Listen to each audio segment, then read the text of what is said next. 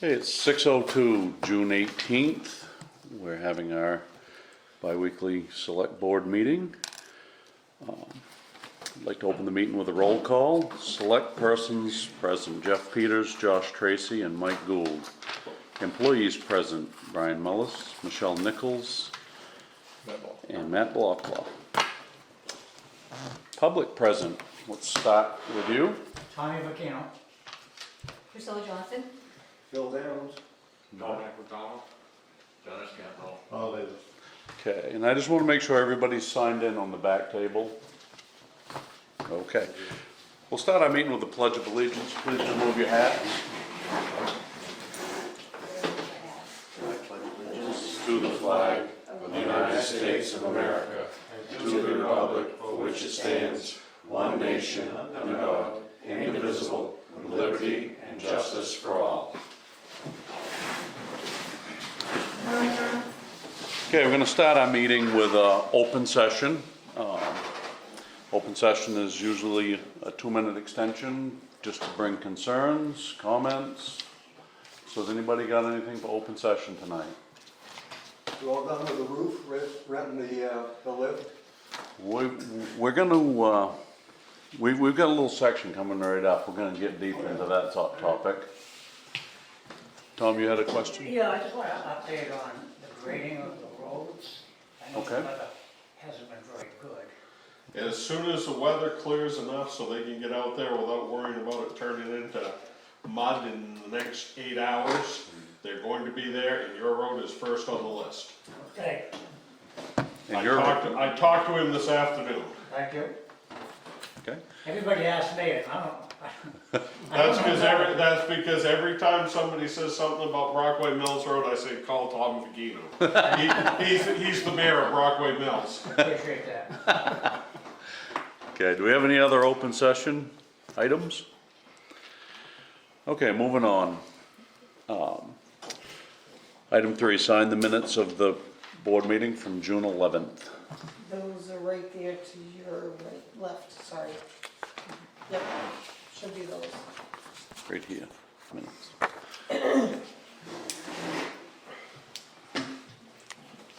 Yep, those are the minutes. Right there, okay.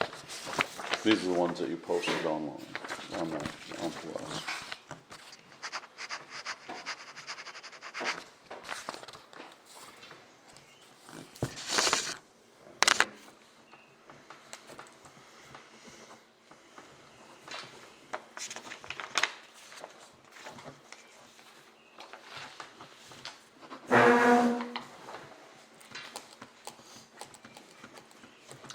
Okay, moving on. Item 4 is review of the treasurer's warrants. And first is payroll 42 and 43.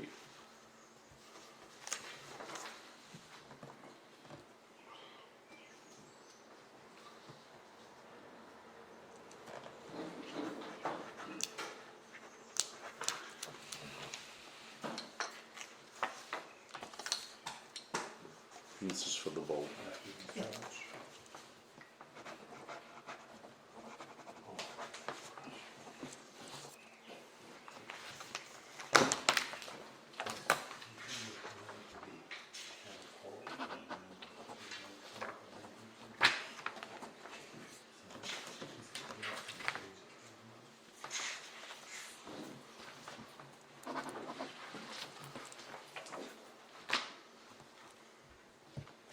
Okay, and the next is accounts payable.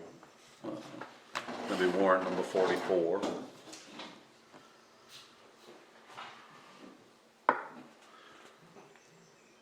So this one has the Bangor truck equipment fire truck in it, Yes. and it's got some of the there's the Scott Reynolds work up here on Maple Street. Yes.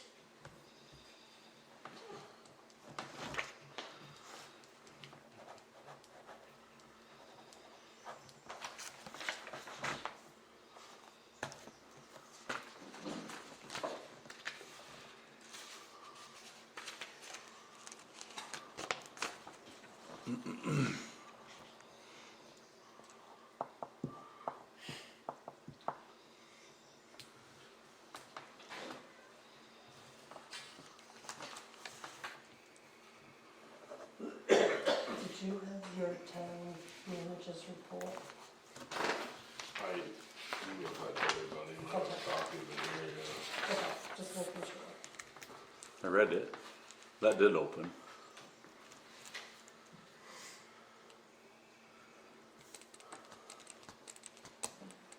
Well, everything that was in that. That come out less than what they quoted? Just a little bit. Hmm. He told us it'd be 7, and it was 68 and change, I think. I like it. I was happy to see it. Yep. I was pretty happy with the job. It did a good Yeah. job. Good job. Okay, moving on, item 5, old business. And first is boards and committees policy. I did send that out to you guys too. Did everybody get a chance to see that? I read the previous board's rendition and the proposed new rendition. Right. Basically what I did is, we've been talking, there were a couple of boards and committees we discussed over the last 9 months in here that I had discussion on that I saved, so I made those edits that needed to be made. I made the edits that needed to be made to the forestry committee.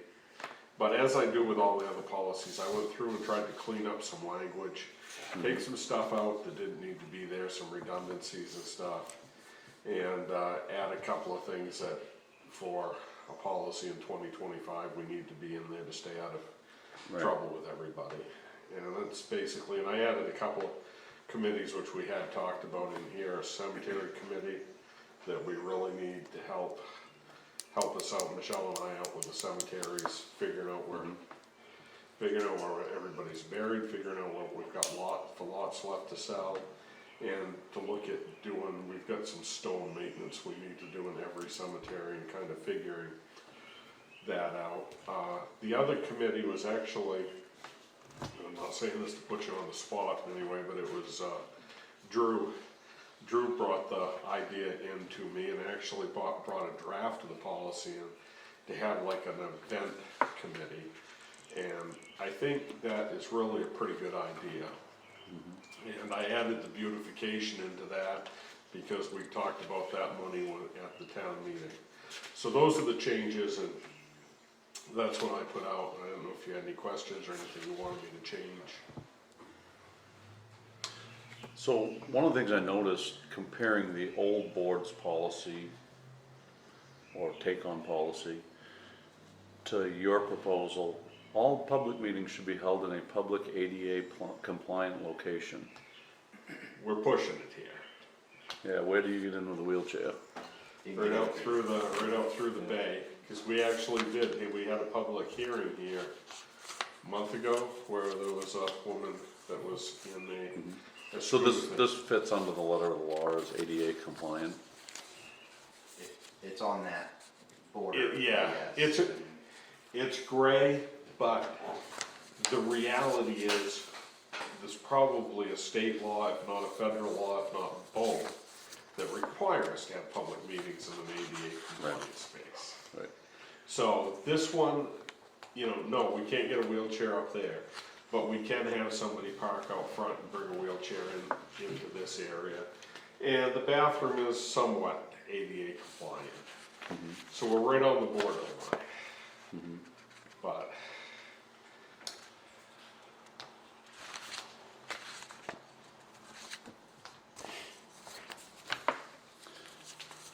I read through it once. And that Tried to actually soak it wasn't up. new, it was just in a different place, the line was in a different place, Yeah. but they had the line in the previous policy as well. I just didn't wanna make a rule that we, Couldn't enforce, first selectmen's meeting, we can't have because we're not ADA compliant. right, well. And actually, that was in the previous policies too, so.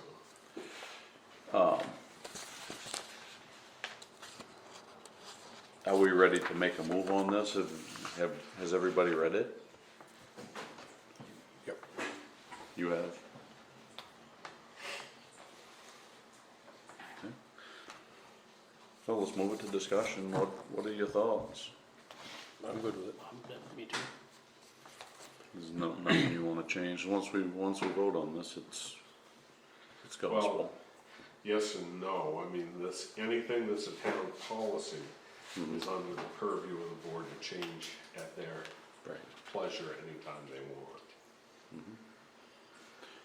But Right. this hadn't been reviewed in 5 years either, or 7 years.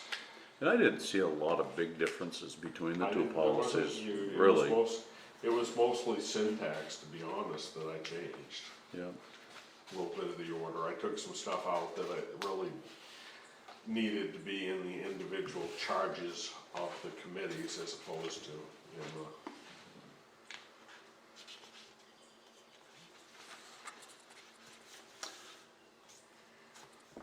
with that being said, we'll need a motion. I make a motion, we accept the changes to the policies. I second it. It's a vote. And if you would, sign that please, we will replace the old policy with the new policy. I can let Mr. Armstrong know we made the necessary policy changes for his committee.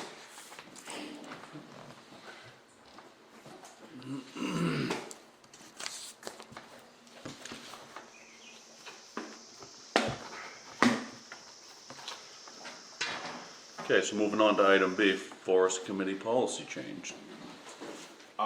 Pretty much, John, I talked to John quite a while this afternoon, and he said, do I really need to be there? And I said, well, I don't think so. As long as the policy goes through, we can kind of do everything you wanted to do. And he said, well, I'd really like to take the boys fishing. I said, go fishing. I would. Yeah, So basically, I think the thing you probably need to do is, if you would vote to appoint John as the chair of As the that chair. committee. And that was the people that were present at that meeting, that was their wish as well. So then we can kind of go from there. so his group has met, and They met, they're scheduled to meet again on July 10th. I think we're still, what we did was we took a combination, we took the people that were in the town report as listed under the forestry committee and the people that signed up on the sheet at the town meeting, and we invited them all to be part of the committee. And John was in hopes that Toby Hall would take the chair, and Toby really wanted somebody younger to do it, and so they made John the chair, and he's happy so that this group blesses him tonight, so to speak. He's ready to get to work on writing some rule changes for the committees, and he's got a lot of energy. I bet John and I have talked 8 hours since that meeting, first meeting there a couple of weeks ago. he's got the knowledge He too. really wants to do some positive things with this group. So, So with that being said, I'd like to make a motion, we appoint John Armstrong as chair of the Forestry Committee. Second. Vote. So noted. Okay, item C, Old Town Hall roof. I don't know what to say here. Go back to the history a little bit. When they started working on the roof, I talked to Steve, I checked in with the roofers. They initially ran into some problems that were gonna cost us a few thousand more and take another week or so to fix. I said, yeah, go ahead, let's do it, if we're gonna do it, let's pay for it and do it right. And then they came back, and this kind of took me out of the blue. Basically, I contacted Steve early in the week and said, hey, we've got a selectmen's meeting coming up, I really need to tell people where we are on the town hall project right now, cause I hadn't seen the roofers there in a couple of days. And he sent me this, and He sent this letter from Roof Systems of Maine or the Wentworth and Partners. both. Everything you've got there is gonna be via Steve. These two items, JD. Yes.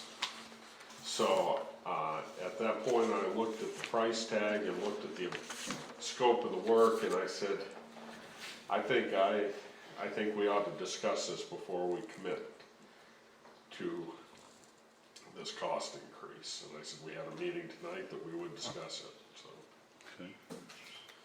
And I spoke with Dennis Campbell for quite a while this afternoon on the phone, and I know Dennis has some thoughts on this, if you'd be interested in inviting him to speak.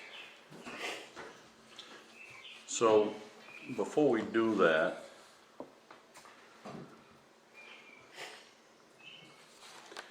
Did you share those figures with us? I'm going to right now.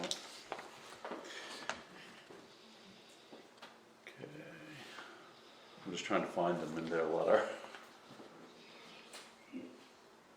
I had to go through it a couple of times Yeah. myself. Right in the bottom area. Yeah.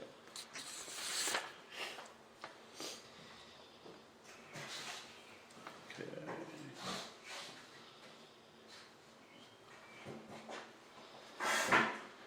Okay, so I'll read this last paragraph. All work is complete except for the 2 remaining roadside valleys. Their condition remains unknown until opened, like the completed driveway side valley. Valley number 1 was the easiest to access from the lift and required 6 days of labors and materials to complete. If the town decides to move forward with the remaining 2 valleys, I'm proposing 14 labor days, 7 hours per valley, 7 days per valley. This would incur a budgetary estimate cost of $26,500 plus or minus, subject to the unknown of each valley's condition, replacement requirements, limited accessibility, and additional lift rental time, bringing the project grand total to a potential of $57,860. Current pricing to date, $31,360. And the $26,000, let's see, that would be an increase, and then it says, current pricing today is $31,360. The lift was $3,725 of it, material was $2,436, and labor was $25,199. Is where we're at in our current pricing to date.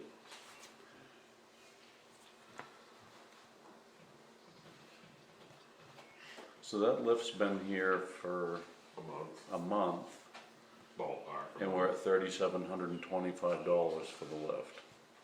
So it's telling me it's $3,725 a month. to have the Basically, machine. I'm guessing it's probably in the ballpark of 100 and change a day. Yeah.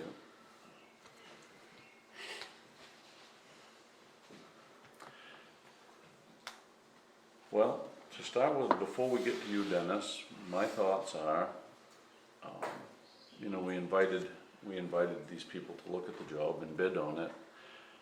And the bid was done through Wentworth, not through us ourselves, so Right. we really weren't in control of it to start with. But we still have to write the check. We still have to write the check, and I kinda feel like if I told you it was gonna cost you $300 for a tune-up on your truck and it was $1,300, you're gonna be mad at me.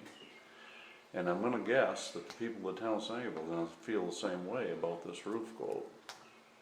Well, Where it was looked at, it was bid, it was, I think we I need to kind talk of feel about the it. same way myself. That's why we're here talking about it and me not approving it. So Dennis, you wanted to speak, it's your turn, buddy. All right. Steve had 2 companies come in and bid that roof, one guy from Vermont and this outfit from Bangor. I was there both times, Brian was there, Mike, were you there both Mike times? was there both times. Both times. I pointed out to them on both occasions that this dormer was leaking on the north side, that was our main roofing problem. And we had some shingles that were cracked that needed to be replaced, and vent pipe up there that was leaking a little bit, and we pointed that out. But the main problem was this dormer on the north side. When Patrick went in there in December of '24, there wasn't a skating rink on the floor upstairs, where that had leaked. The West, the fellow from Roof Systems, said he thought it would be somewhere in the $20,000 league. And, okay, I came by here, a couple weeks ago. The roofers had been working on it a week or so, and they said they were replacing shingles around, and fine. I obviously couldn't get up and see how they did it, but anyway, I talked to them about it, asked them how they were doing on the valleys on the dormer, and said, we're not doing those. And I said, really? Yeah. I said, well, when is Wes coming back, their supervisor? And said, well, he'll be here tomorrow. And I said, okay. And I gave him a phone number, and said, have him call me when he gets here, let's talk with him. Well, I came by the next day, and they were down on the ground, and I asked him if he was coming. He said, no. I said, well, when he comes, tell him I want to talk to him. And their answer was, he answers to the fellow in Skowhegan, unless you own the town, we're not going to talk with you. That was the answer I got. I was not aware of that. Yeah, that was the answer that I got, that had come from Wes of Roof Systems of Maine, and through his employee who was doing the roof work here. I said, okay. But then the following Wednesday, after that, we had our meeting with Steve over the phone, and he said they were doing the valleys. I said, okay. Right. And I figured, they were going to get it done, and that should have been part of the original bid. Right. But apparently they figured that their original bid was just to replace the random shingles, and when they got into these valleys, they're charging us extra for it. As far as I'm concerned, and they might have run into some extra, and if it was an extra 10 or 15% or something, okay. Right. The cost of doing this valley shouldn't have been an extra charge. That should have been in the original estimate. And I was at every meeting with you, with Steve, this north dormer, and not so much as the south ones, because Right. we was up there in the driving rain. Yep. And we stood there and watched the water run out of the valley on the north dormer, right at the top of the valley. And we've, from the beginning, made that clear that that's a problem. That was the major problem with that roof, That's correct. and has been for some time. That's correct. And everybody, before we even bid it out, everybody was aware of that. There was no gray area. Right. Now, the original valleys are galvanized, right? They're rusted through? Yes, that was what the roofers told me, Okay. that the galvanized valleys that they had worked on were rusted through, that the damage was more extensive than they thought. Did you guys get the You gotta believe pictures? it. Yeah, they're right The here. pictures are right here. It's galvanized, yeah. Actually, there is that. Gotta believe that the rest of the valleys aren't far behind, or they're all here maybe the same material. So I would tend to agree with you, not being Even the north side. not being an expert on roof repair, but I would tend to agree with you on that. Oh, okay. And I don't know, how much more we need to do on the other two. My impression was those were done, that they put copper, that they'd taken the galvanized out, replaced copper, that they'd replaced all the rot, that anywhere there were shingles with steel nails, that they'd put copper nails in, and they put this membrane material down. From talking with the roofers, I didn't get this from Steve, this was from a conversation I had with the roofers out in the driveway one day. I thought that piece was done. That's why I was a little bit stunned when I got this communication from Steve. Was it yesterday or the day before? Yesterday. If we have two more that are unknown, and they want another $26,000, I don't know how to. I don't know either, that's why we're here discussing it. Right.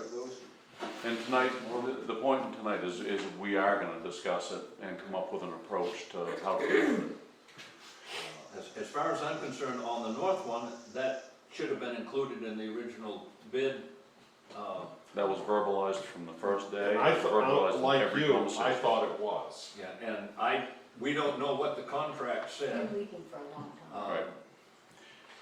If there's a contract on that, we ought to know what that contract said they were gonna pay. Look at those. And this is the hard part about hiring an outside firm to represent you, you know. This engineering thing, Takes it out of our hands. it takes it out of our hands, and that's difficult. You didn't see the contract on the road. No. You never had. Nor did we sign the contract on the. Nor did we sign a That contract on the was done by, That was done by the engineer, We signed a contract with the engineer to handle that project and, and to represent so you us. didn't have a chance to review it, but know what was in it. Other than the bid, the value, the price of the bid. The dollar amount of the bid is the only thing we've seen. He verbalized that to you? It's, we had it in writing, actually. And that was at 18,000 something? 18.8 was what sticks in my 18.8 mind. and change with a contingency built You in. built contingency. The contingency was built into the number that he gave us. Steve, the engineer. Steve built the contingency in. To go to 30 or 31. No, Well- it didn't go that high. He didn't go that high. Steve had built in a contingency of 10 to 15% was my understanding. When they called, That's when over they initially, 30,000. when they initially called Paul and told me they'd run into more damage than they thought, and they were talking an extra week and an extra $7,000 or $8,000, that was when I said go ahead and do it, and we thought the That's contingency on was the gonna whole project. cover most of that, and that got us to 31. But when they came back this week and asked for the other 26, I said, we need to talk about that. If I understand the figures that's been presented, there was 18.8 with a 15% contingency. And we're at 37, did I? 31. 31. 31 and change. We're at 31,000. So, we've got, what, a 60% increase in the. And so to clarify that further, Paul, the engineers have this project broken down into clusters. And roof repairs, window repairs, door repairs, entry ramp, redesign, and regrading of the parking area is one cluster, one section of work. And in that section of work is a 10% construction contingency of $12,196. To cover everything. For that's a contingency on, Cover the driveway and everything. of those items listed. Let me just show you. So basically, we used the full contingency for the roof already. Are they using their own shingles, or are they bringing shingles in? I think they're using what's there. We had a pile of them upstairs, right? Remember that great big pile of them? Slate shingles? I don't think they were replacing the shingles anyway, I think they're just replacing Well, nails. some when they pull up are breaking. It Yeah, does state that, but we had a pile of them upstairs because we got cited for that by the insurance company, too much weight Right, on that. and I know those shingles on the entryway. So I didn't know if those were shingles that came from inside the building, or were they shingles that they brought with them? Is based on this cluster of work. I'm not sure that That roof's gonna So cost they $5 didn't million give us for the, this, anybody? That would be, they know what's there. that would be the question We to as a see. select board need to go to Steve Yeah. and get some clarification. We can't make any move on this without that clarity. I don't think. I think your suggestions are gonna be the same as what my suggestion is that We're gonna we have get a meeting. Steve for a meeting. We need a meeting with Steve to, you know, if we was over a couple $1,000 and we had to do more work, I'd feel We already hit that point, and I already authorized that. And now we're significantly beyond that, and I think we, So my problem is, I thought this was a set price, and me too, I thought it I've been was. by there 3 times and watched roofers walking up and down the road. Yeah, So, and I didn't care because I thought it was set price, walk up and down the road all you want. You know? right. well, I stopped in there several times, you guys need anything, everything going well, and oh, yeah. They're just hanging out on the ground. Get that sheet back. I came by here and the lift was up there and running and there was nobody around. There was nobody up on the roof, there was nobody on the lift.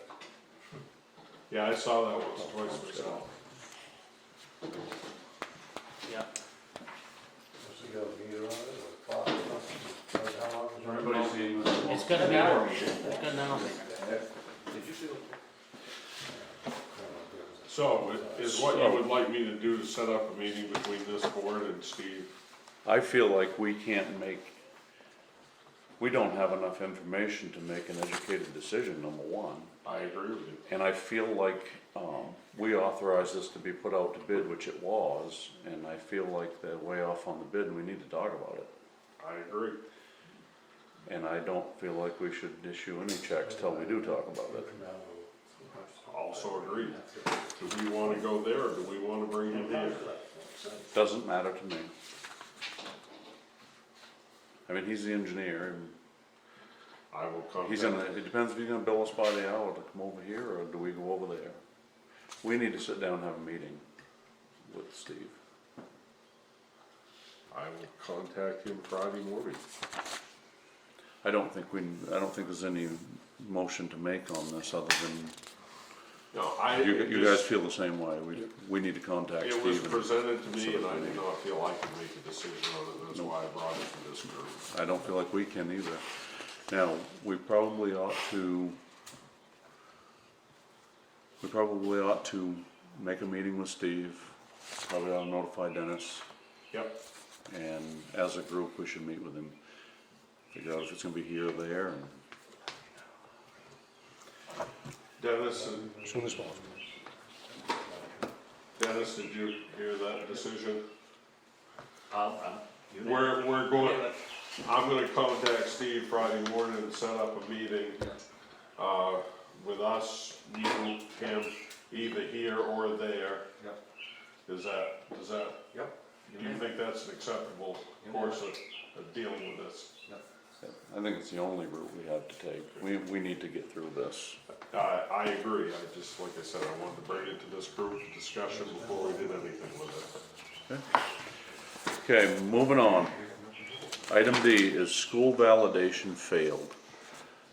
And I'll just read what's written here. The school validation election was held on June 10th to pass the school's budget failed. The school is working on dates for the next school budget meeting and another validation election date. Couple of things took place there. I heard. Anthony, who is a Sangerville resident, stopped by the office and talked to me. He's the finance director. Nice guy, and I think he was completely honest with me. But they, and Josh and I might have had it, I think Josh has the same feeling on this I do. That second budget came up awful quick. They produced a second budget to go to ballot in a big hurry. Which raises some questions, but they attempted, and for everybody's sake, they are trying to get this budget passed as quickly as possible. I get that, that's in the best interest of everybody. But they wanted to do a hearing on it on what, the 19th, tomorrow night was what they wanted to do a hearing, and then they wanted to vote the 24th. Mike Watson from Cambridge, I think Mike is the first selectman over there. Mike called to their attention that what the time frame of what they wanted to do was not legal under state law. I know Mike quite well. Well, yes. That would surprise me a bit, he'd find that. But he was also right, Paul. Absolutely. So they're back to the drawing board and they understand now, or at least I believe they do, that they have to follow the same, well, we all need to follow the same laws, so we'll just leave it at that. So we're waiting to hear from them. Now, a few questions I did ask Anthony about that budget, because I wanted some information on, is the $2 million they've got for facilities. And he basically said that was all going that the biggest cost of that biggest drain was that old high school building. And, boy, $2 million still seems like a lot of money to me. It's because I'm not sure any maintenance has been done in the last 20 years. I mean, I think the gentleman was honest enough with me, but we didn't get right down into line by line expenditures. And maybe they are spending 2 million, maybe they do need to spend 2 million, but $2 million is a lot of money to maintain a single building. They build it for less than that, no. So, the other thing is, they have two line items for administration that are $500,000 each. And one of those is only like 2 or 3 they're both only like 2 or 3 salaries, so it's like, that's a lot of money there. So, I mean, and then on the flip side of it, one of the things he told me, and I don't dispute this, and I believe it is an absolute fact, is he said they can't recruit teachers because they're the lowest paid school district for teachers in the state of Maine. And they've had several teachers leave, and they've had several teachers that they've recruited that have pretty much agreed that they wanted to come to Guilford, and then found out what the salary was. I said, geez, I'm sorry, I can't come for that low an amount of money. I thought they gave them a big increase last year. So, yeah. The I'm budget just increased last year, the same amount, it was increased last year, 500,000. Yeah.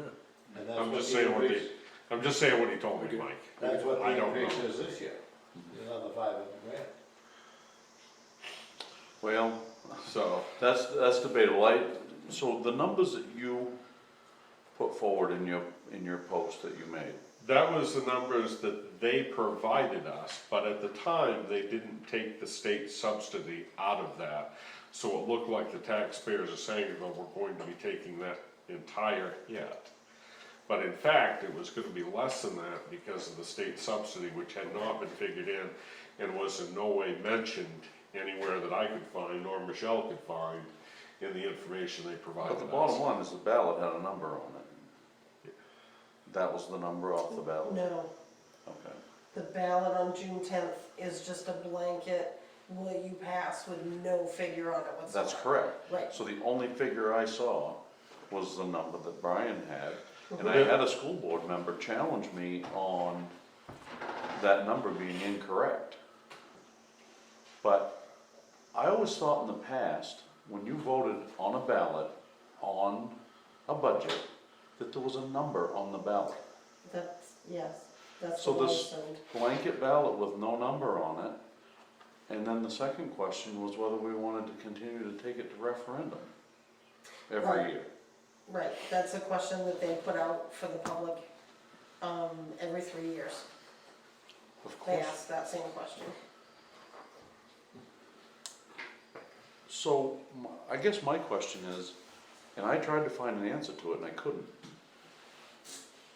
If you vote on a budget at this level, that budget has to have a complete number. We voted on a budget that had no number. It was a blanket. There was no number on the budget that we're trying to pass. Right.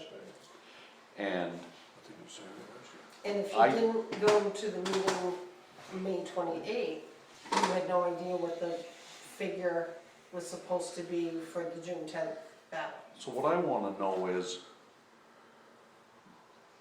as leaders of this town, I don't want that to happen again. If the members of this community are gonna vote on a budget, there needs to be a number on it. And how do we go about correcting, that's what I couldn't get the answer to. How do we go about correcting it so that when they bring a budget, there's a number, when you vote, there's a number on that budget? So I that- honestly don't know. because the whole entire town is not gonna go to the school budget meeting, but you're asking them to come vote on a blanket budget that there's no number on. Exactly. And I'm not good with that. Paul? I think they issue a specimen ballot prior to the actual election, I think they do. I'm not sure. I know the state does. This is No, I know what you're talking about as far as the If specific. they do, then you guys need to review it, make sure, the staff review it, make sure that it's up to snuff. I don't know what they're doing, they asked me to moderate the meeting, it was last night, and they called me yesterday and said they'd get back to me when the next meeting was, that's all I can get. What are your thoughts, Paul? I just, I was on the school board 9 years. And when we started, they were raising, I can't remember, $200,000 or $300,000 locally beyond, they call it local leeway money. Well, bunch of us didn't like that, we thought we ought to live within our means, and we did away with it. Now they're raising, I don't know, 2 million local leeway money, something like that. It's crazy. I hate to be so blunt, but it is absolutely, well, I guess I don't hate to be so blunt, it is absolutely crazy what's going on. And they graduated, what, 17 kids or something like that? I think it was 23 maybe. It- 22. 22. Isn't it up to the school board to supply that number? To Will what? they put the budget together, They have, or? when I was I'm there, not they had a separate understanding budget this. committee, the budget committee would put the budget together and then take it to the full board. There was 5 or 6 of us on the budget I committee. mean, Yeah, I and it's think supposed to they have that still do number. it. we all got a copy of the Yeah. budget, They man. have all the numbers. Yeah, They send out a memorandum to all the department heads, they'd submit their figures, In the yearly Budget school committee book will that they roll send every year, and then they. it's in that book, that little And they would, magazine thing. I can't remember. It is and it isn't. People does that. so we can There's go figures, back but to there the isn't a school lot of board and say, detail. you gotta have No, these I numbers. know. Yeah, for the school board, go to then Oh, the we school gotta board and follow the say, law. you gotta have the Law says we gotta numbers, numbers in the- right? I couldn't find anything in the law either way, but I thought if you were voting on a budget, it ought to have a number on it. Well, whether it's law or not, there's such thing as common sense. The two don't necessarily live in the I same thought that was a place. historic They law. did the same thing last year. Well, you'd think that, as far as I know, every article that we're approving money for, It have a number on it. most of them have a number on it. If they don't, then. Allergies. Yeah, well, whatever, I don't know. So who do we ask the question to when this comes back? Can we get a budget with a number on it? I think you've gotta go right to the school board members. I would Start go with to them, the they commissioner. represent your town, so I would think that you go there first. I'd go to the Commissioner of Education. They got a whole team of people down there. And ask them. I'll do it for you if you want me to. Did I say that? If you want me to, Jeff, I'll do it for you. If you don't want me to, that's fine with me. I'd like to have an answer to that question. I couldn't find an answer, and I got on and did some digging, I mean, a couple different times, The question is, we vote on the budget on the school budget, with a figure in it, or do just we a not? blanket Does vote, there not yes or have to no. be a figure in it? That's the Right, that's the question. It's pretty hard to vote on a budget if that budget that you're voting on your ballot has got a number on it, that number is real. There's no gray area. When you get a blanket, you're voting yes or no for, that is not real, it's abstract. When And I they- find it difficult to vote on something abstract. It's no different than what you do here with the budget. They have a comparison from last year to this year, and you go down through it, and you ask questions as, why is this going up, why is that going down, blah, blah, blah. And then you come up with a figure, present it to the full board formulates the budget. They have a budget committee meeting, Right. a district meeting, nobody comes to it, guarantee it. I moderated the one in Dover this year, it was $15 million, and it didn't take 15 minutes. That's the trick, that's how quick they went through that. And they gotta have a vote down there too. And part of the problem is, there's numbers everywhere. The numbers that I was basing my vote on were not correct. That's the problem, and if it's in writing on that ballot, then you know what the number is. I And- reviewed their little pamphlet they handed out, and I had an idea it was around 10 million. Which seemed What like we a lot. voted on, what you folks voted on here on June 10th, Yeah, it was 9 point it was like 9.8, it was right in the ballpark Very of 10 close to 10 million. million. It was very close to 10 million. Unbelievable. I would suggest send them to Dover, but it won't be any cheaper, I can tell you that. If you think it'll be cheaper, you're crazy. Well, one of the things I was told is that the academy doesn't charge us as taxpayers anything beyond what the state assessment is for Foxcroft Academy. That the rest of the money they raise off their endowment and off their boarding students. That may be for the academy, but the academy and the school district are separate. Right. And the school Right. district, if my memory serves me right, and probably doesn't, but I think they were asking for around $750,000 in local leeway money. Now, that's just No, I think you're right, because I looked at that number. $750,000 extra beyond the subsidy, what does it, the But you state, the But state. you gotta remember something, for those of us that were voting in Dover this year, it was a perfect year for anybody else to get anything by, because the only thing anybody was worried about was the dam. Yeah, that's true. The state comes up with the subsidy amount, and then you tell the district, this is what you're gonna raise to receive the subsidy. That's supposedly gonna take care of the basic needs of the education. If they want extra money, they call it local leeway money, they go above and beyond, and I think our district now is at 2 million, I think, now I'm not positive that. I'm pretty sure Dover's 750. Did Dover's pass? Yeah, everything in Dover. They voted down the dam, and I think everything else passed. Fool's errand. What's that? A fool's errand to take the dam out. I'm not disagreeing with you, Paul. My opinion. I, Milo turned their budget down. Fred Trash over there yesterday. He turned it down. yeah, Milo's got a lot of issues. Doesn't matter. Okay, so that's, basically that was just, Now, At any rate, Informational I think or- lessons and a citizen who may or may not have been a selectman made the suggestion to me, and I think it's a good one, that we invite our school board contingent to come meet with this board and ask them if we could have a question and answer session with them. At least I'll be able to follow the law. I agree. and I've had, Nice I- evening, Andy. Thank you, Paul. I've had a conversation with one of our school board members, and I made that suggestion to her that we need to sit face to face and have this conversation. And maybe we need to do it at a special meeting, not even a regular select board meeting. Right. I am actually invited her to this meeting tonight. You know, I like to think that I'm in the know, and I went and voted on that budget with the wrong numbers. Well, you and, 1,000 other people in the district.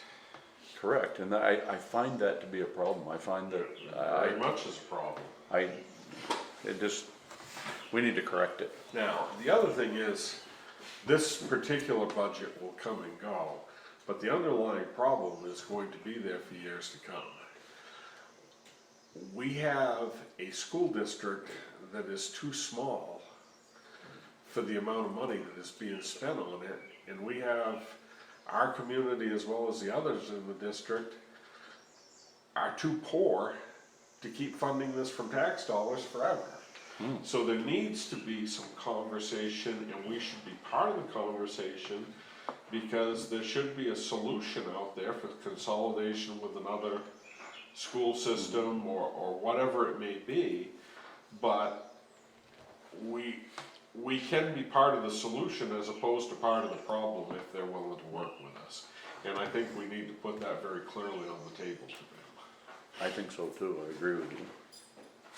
So one other piece of this puzzle is they're trying to figure out when they're gonna meet, when is the election gonna happen. But this means that your tax bills are not gonna go out July 1st. Which you voted in town meeting, the interest will start July 1st through the end of the month. That's gonna throw off all of that. We'll need to go back and have a revote on that depending on when they do their elections. I am gone from July 7th to the 12th. Kelsey, you know, I mean, I can come back in at the end of the week, to get some of the stuff done. I know we're under the gun, but this is something else that this delay is causing a rift. But at some point, basically what you're saying is we have to have a special town meeting, because that was action by the legislative body that this group cannot undo, it has That's to. correct. So, and we have to do what, 1 week on it, 7 days, yep, 7 days. so. So basically, when we get their meetings, when they get those set, or I guess we probably better make sure it passes.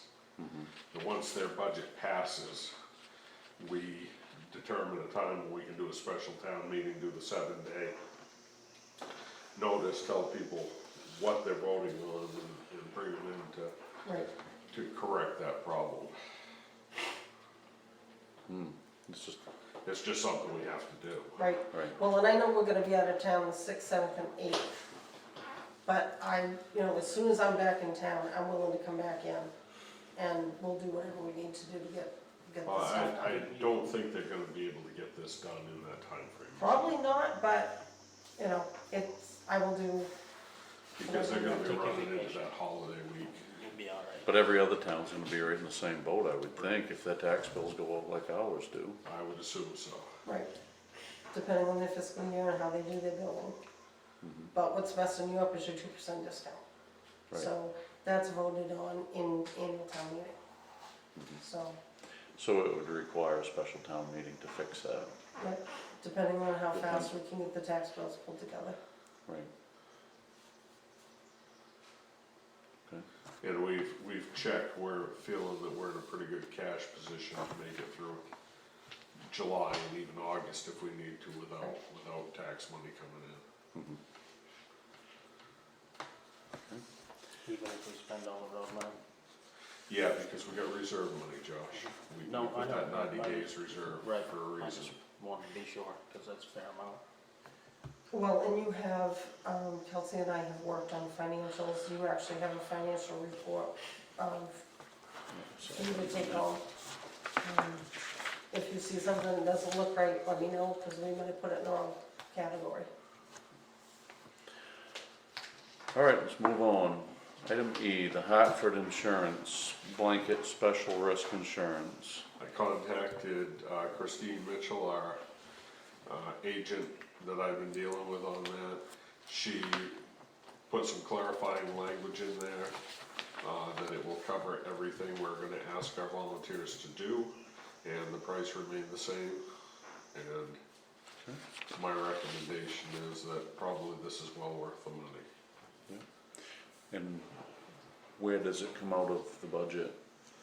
What category, does it fit into the town hall? If we're gonna do specific for the town hall, I think it should come out of that town hall money. So is this coverage gonna cover not just like our town hall committee going in the building, but things that happen at the ball field if somebody's up there, It will be just just specific. on that building? Yes, So it should come out of that budget. yes.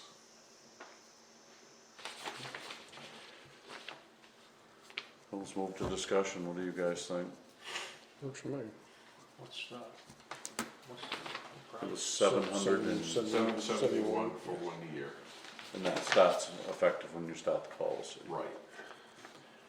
So I asked about this initially in May, so they quoted it as of June 1, but I'm sure it's actually probably be as of July 1 to June 30.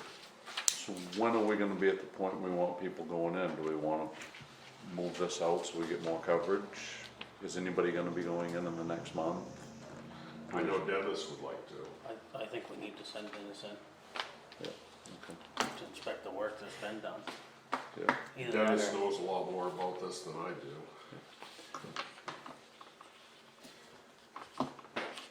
So, I'm good with it.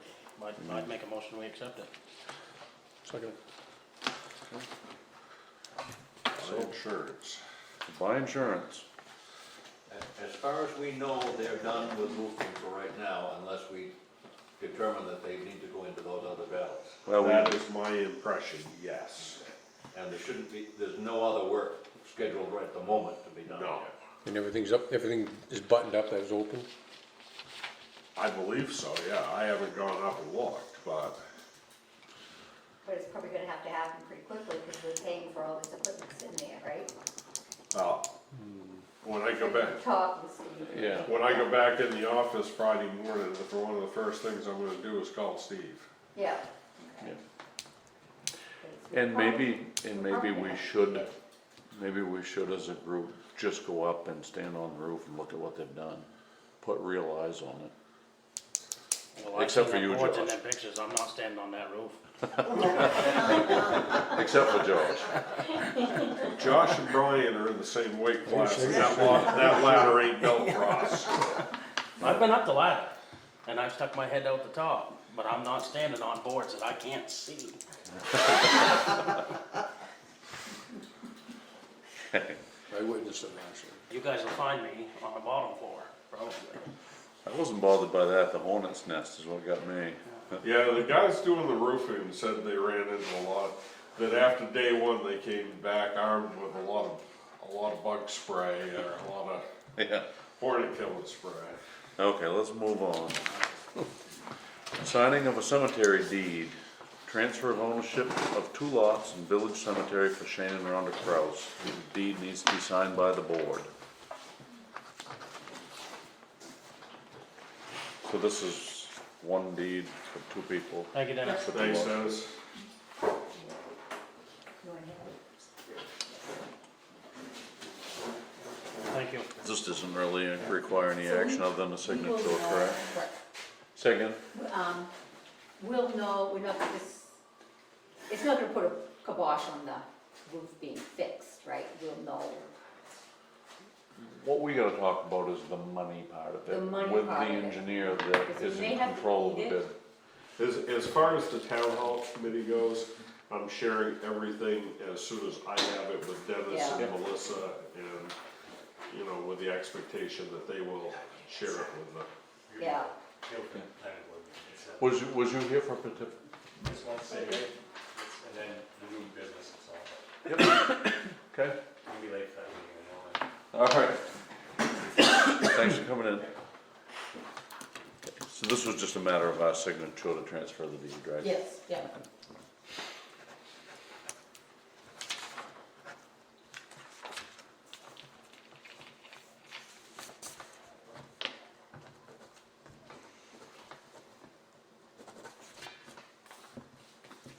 Okay, we'll move on. Item 6, new business. The first thing is Stephen King Foundation grant acceptance.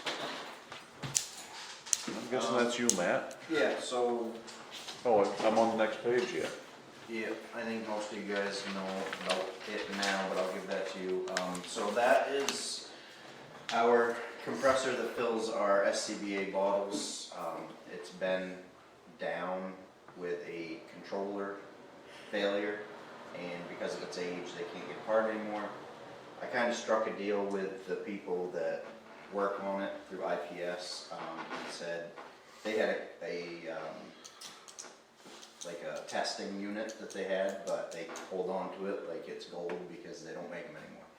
So we struck a deal that if they would let me use that to keep our system going until I could get money to replace our compressor, that I would buy the new one through their company as opposed to someone else.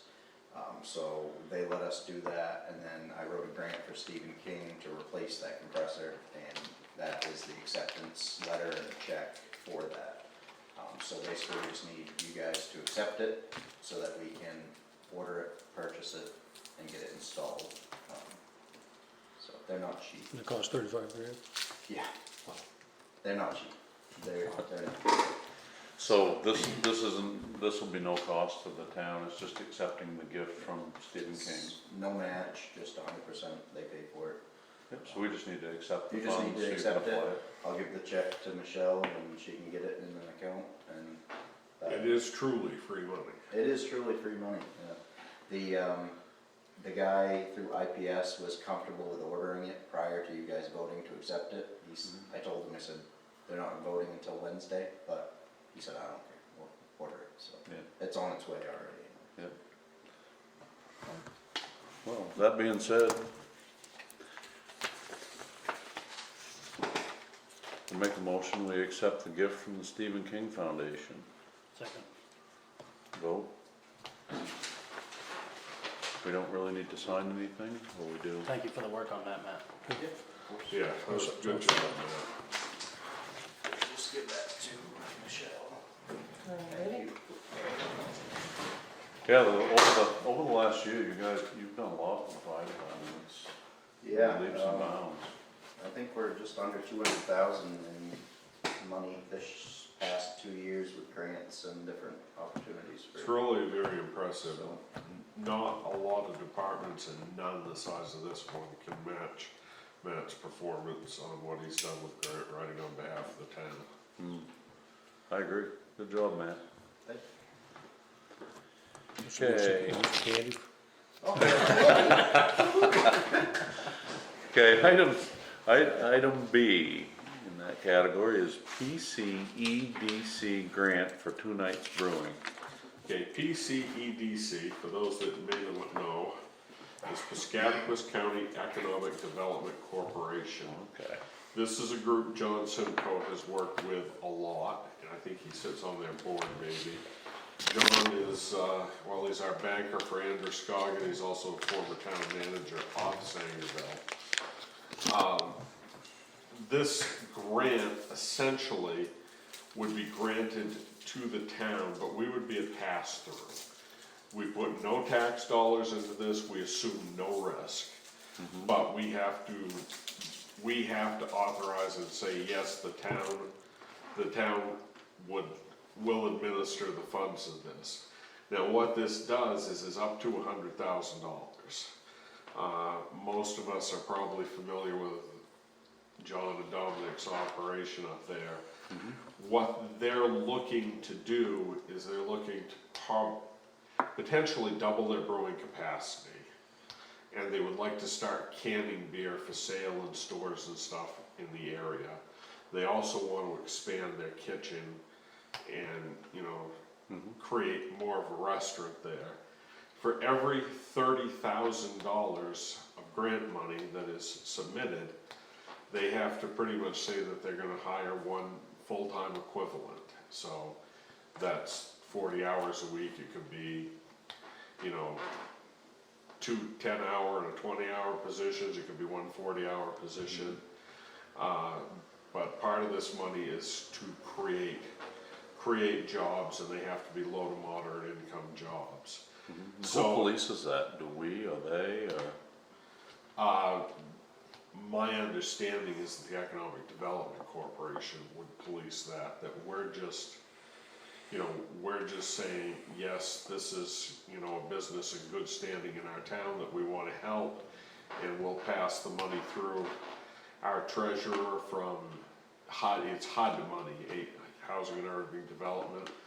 The money comes into the state sends it to the town, we pay it out when PCEDC tells us to, in the manner they tell us to, and they take care of everything there. It's federal money, so that between, you know, all those parties, they have to do a lot of reporting and, yeah, I mean, you know, federal grants come with a lot of reporting stuff, and so, but they take on all of that.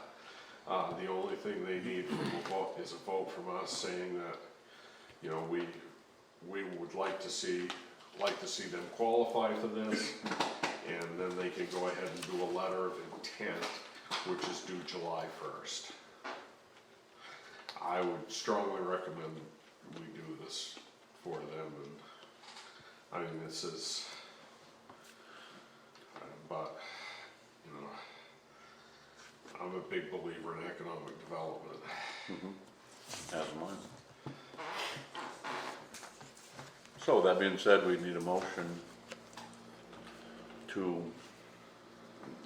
before we take it to a motion, we're still in discussion. My understanding is, Actually, technically, you should move it, then discuss it. yep, you're right. I don't understand how to make the motion though, that's the problem. I don't have enough clarity to make a motion.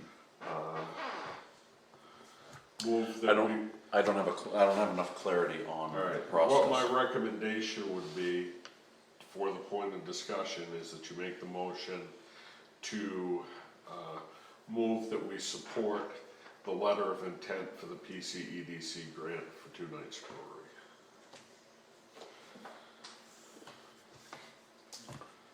That's a lot of wording, man. Somebody better write that down. Just get it fairly close, Josh, I think everybody would be happy. I don't even know if I can make it close. Move that we discuss this grant. I'd make a motion that we move to discuss this grant. Second. PCEDC. Okay, now we'll go to discussion so we can totally understand this thing. So that money comes in, This money is housing and urban development money, federal money. It goes to the state. right, The state then will allow grants through these these economic development corporations. They're all kind of quasi-governmental agencies. What actually happens is, and again, if this is supported, PCEDC, John, and the Retanos sit down and write a letter of intent Okay. together. That letter of intent goes to Augusta, I'm not sure I can't remember what the agency is in Augusta, but the state agency that distributes the HUD money. They choose a certain number of letters of intent. Yeah. If those letters of intent are selected, then those people are invited to apply. It's a significant application process. So, and I mean, John has to supply a business plan, a vision, there's a lot to this. But the biggest thing is, from our standpoint, is, like I said, we're not putting any money in. We have no significant responsibility other than I might have to write a letter or sign off on something here or there, but there's no fiscal responsibility to the town for this. So in other words, if they get the grant and don't follow through, it doesn't come back onto the town. That's what I was wondering. I did ask that question. So essentially, just the way they have it structured, it needs to pass through the municipality.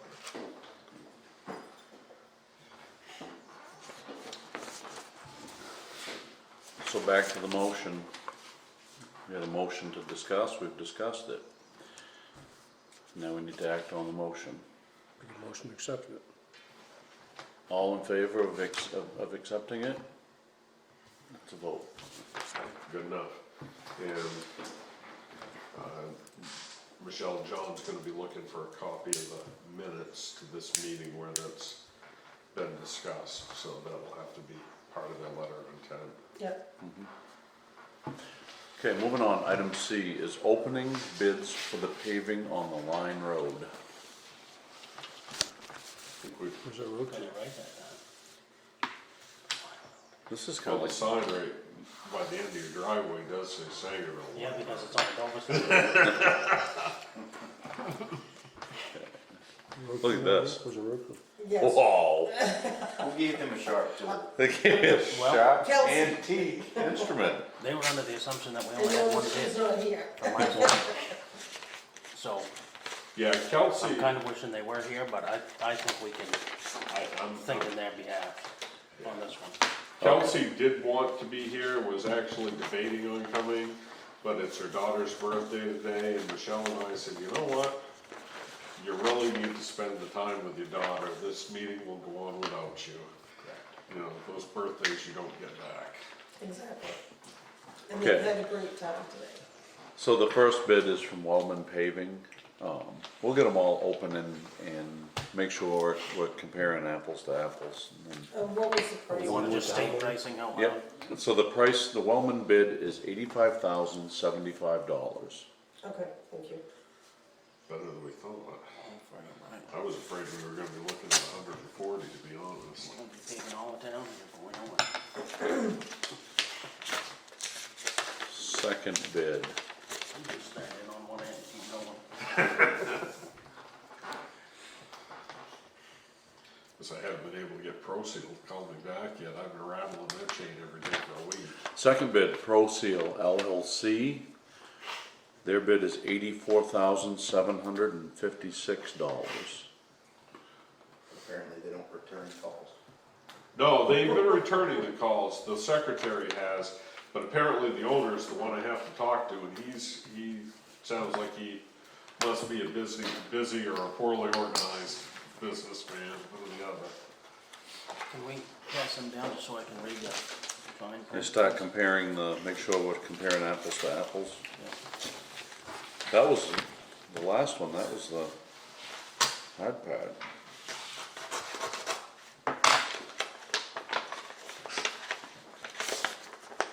Okay, bid number 3 is Northeast Paving, and their bid is $129,000. See, that's where I figured they'd be coming in.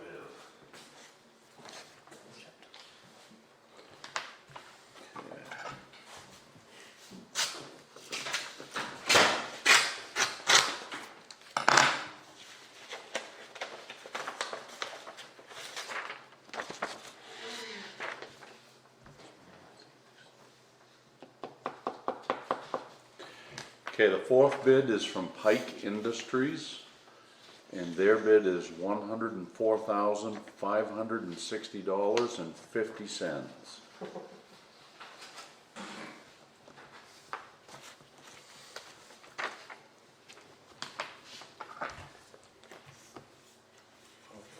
Everything we get. Lots of them. Yep.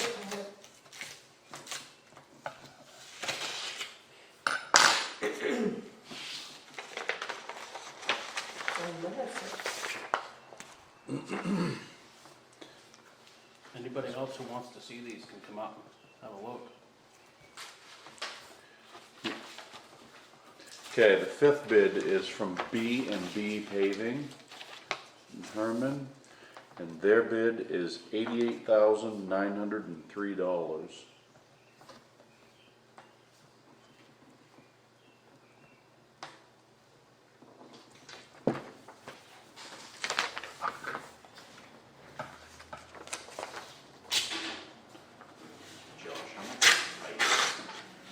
$104,560.50. Okay. And our 6th and final bid is Roundy's Paving, and they are $92,500. 92, 95. $92,500.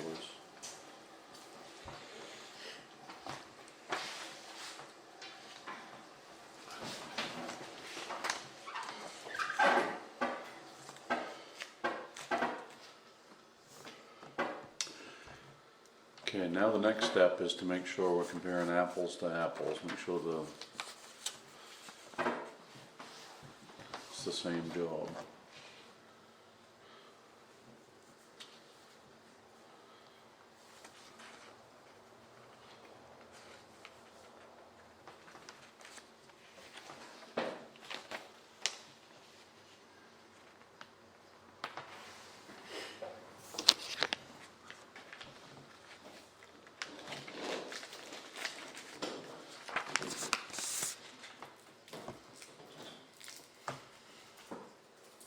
Like the London ones. Lemon.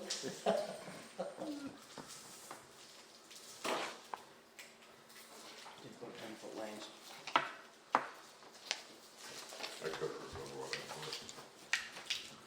10-foot lanes will be fine.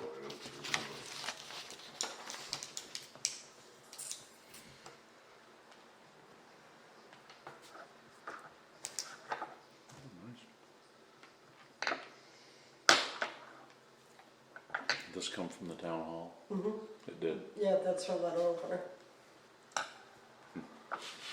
Mine's not as fancy. Very nice. Thank you, Sharp. Thank you, Sharp.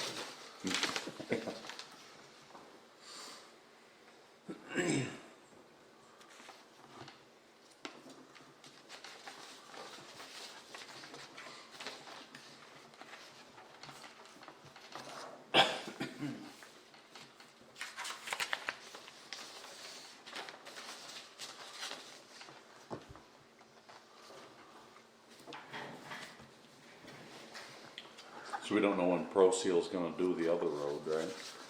Haven't got, the owner hasn't got back to me yet, I'm gonna try to contact him again on Friday. Is that Pro Seal? Pro Seal's who we awarded the bid to on Maple Street. There's notice from this too. Go ahead.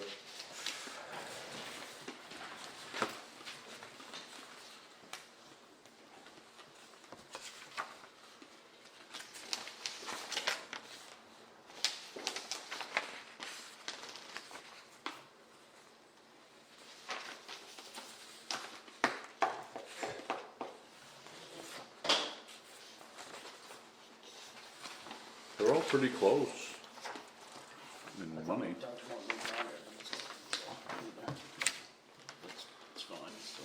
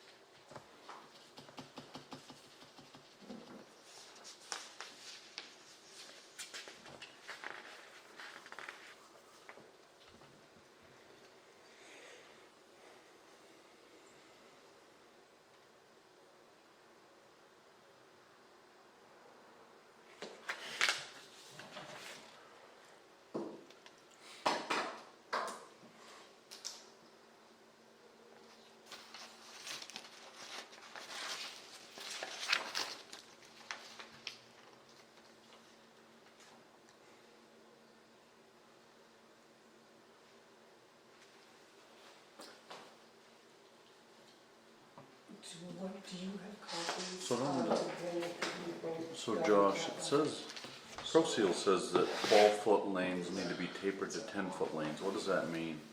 So, when they paved the East Sanglo Road, Okay. that got paved to 12-foot So lanes, they'll just- and it was supposed to have been 11-foot lanes. So just have to use Yeah. that letter then. Okay. So we need to transition from 12-foot lanes Okay. to, we put in there 10. We, No, but I- like you said, that paragraph I put in allows us to change it to Right. 11 if we want. Out of town, I think at speeds of that, we should have 11-foot lanes, especially with dump trucks and stuff And traveling we're that only road. talking probably a 10% increase in the price. Right. And even if it does go up a little bit, it's, you know, Yeah, I think we can make that work. we've got it in the budget, and there is a stipulation in the contract that we reserve the right to change it. Even if we accept their bid, we can change it up to 20%. So, we'll just get around Kinney Corner with 12-foot lanes, then once it straightens out, we'll suck it back Oh, into 11-foot transition lanes. to 11 Yeah, feet. But all of these people have bid for 10 feet after the transition, right? yes. Yeah, So this like I bid said, number's not gonna be totally accurate. but it's probably, reality is it's probably gonna increase by 10 to 12%. Which we were thinking, and those bids are actually a little better than what I was thinking we were gonna get, and you Yep. too. I'm kinda surprised at being under $100,000, really. We were very, Especially with binder and top coat. That's, I mean, that road will be done. And we had 4 bids under $100,000. Before we get into the actual discussion of who gets selected, I'm gonna recuse myself from that part of the discussion, because my cousin is the guy bidding for Pike. Okay. How far did they bid to pave that? Is it from right at the corner, the hard corner? So that, if we've ground right Down to the halfway through that intersection. hard corner, Yeah. right in the middle of the corner. and then it's gonna go all the way to the stop sign. Starboard side. About On 100 the opposite yards, side of about Starks. 100 yards down. Yeah. Yeah. No, it's not going past my house. I was just curious how far we're talking. I'm not trying to get it down. Jeez, we're going by your house too? Uh, You guys will end up lugging me away in cuffs. Yeah. Okay, so we've opened the bids. It appears to me, and I think to everybody that's read it, that they're all bidding the same thing. So at this point, our lowest bid is Pro Seal LLC at $84,756. And my thought is that we accepted their bid for Maple Street, and I mean, Pike came in and gave us a lot of help this spring, talked to us a lot, but it's quite a difference in price too. You know, if it was a few $1,000s, then the help would have been, right, Well, that's the point in these bids, is to bring the price down as far as we can. right, That's our responsibility to the people. yeah. I make a motion, we accept the bid from Pro Seal LLC at $84,756. Second. Vote? It's a vote. Well, call me back again. The only thing we need to find out about them is if they're gonna fine grade before they do it. If they don't, I know Pike states right in it, it's the town's responsibility to fine grade, to have it ready. None of the other ones say anything about it. We can talk. I'm gonna get him to actually come up here and go to Maple Street with me and go to the line road with Yeah. me. And we'll talk. Hit him up for a multi-project discount. Tell him his trucks are already in Well, Sangerville. where we're at right now, we've got money in that. We gotta make the decision on whether we're gonna, Excuse me. because there's gonna be another project now. Goff Road, Flanders Hill, or Top Coat for French's Mills. So we kinda gotta get the road committee together and see where we're gonna go with that. I think we need to get, and one of the things to be compliant with that policy that you just voted on is we need to get the road committee meeting probably every month or every other month anyway. Yeah. And doing a regular real meeting with minutes and, you know, open to the public and, I mean, I've been announcing them to the public so the public can participate, but we'll do that sometime in July Yep. and start that process, and if we go later into the month of July to have that meeting, we'll have a better sense of what the school is gonna be doing, because even though we've got money enough to operate, and money enough to do these projects that we've planned, Right. if this is gonna be a 3-month ordeal, we wanna keep the money in The our purse pocketbook. strings tight. The other concern I have is we have no bids for the plowing and, you know, for the winter maintenance. And I'm very concerned that, you know, we get into all we can do here and then our plow bids come back at $100,000. I think our plow bids are gonna come back a lot higher. I think that's a reality. And I'm very concerned about keeping that balance.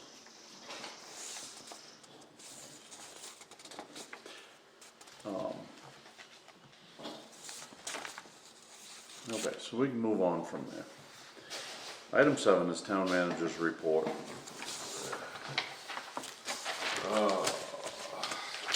It's here somewhere.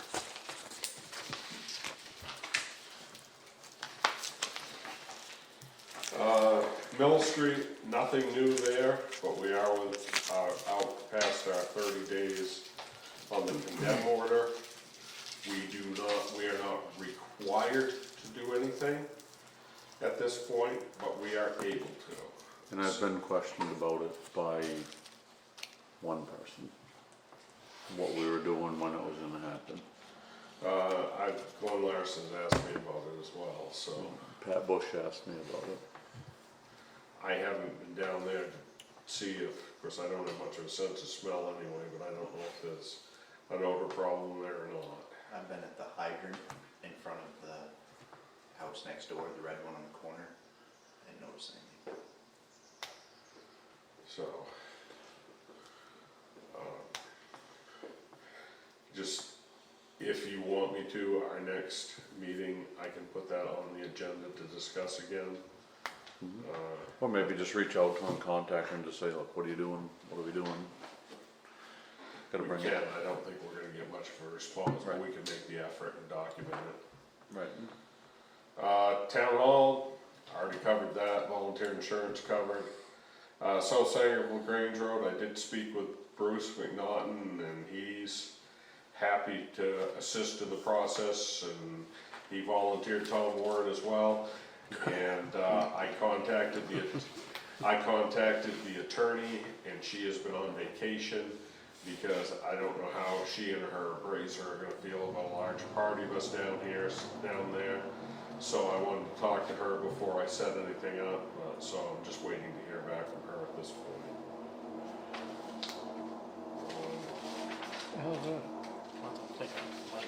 School budget we've talked about, PCEDC grant we've talked about.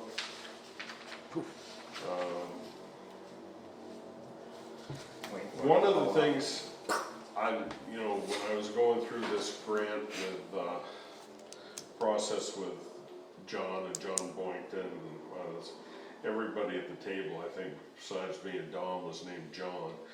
But, one of the things as I was going through the revision of that board and some policies committee and sitting up there and looking is that the last kind of standing committee that we haven't really brought back or tried to bring back is the Economic Development Committee. And I know Rhonda Taylor was very interested in that, and I think that's the next kind of one of the next pieces of committee work as we try to get them back, because they would definitely be helpful in processes like these.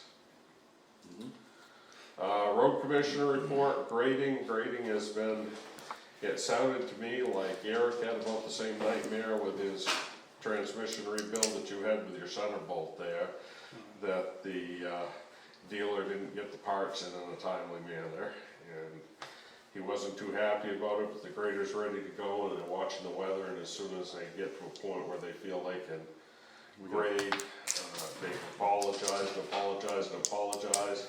He's actually volunteered to help sponsor the 2 nights festival because of that, and they're gonna get up here just as soon as they can in the next few days, depending on. yeah, we got a week of good weather coming. Weather dependent. Yeah, I'll get through the storms tomorrow, I think.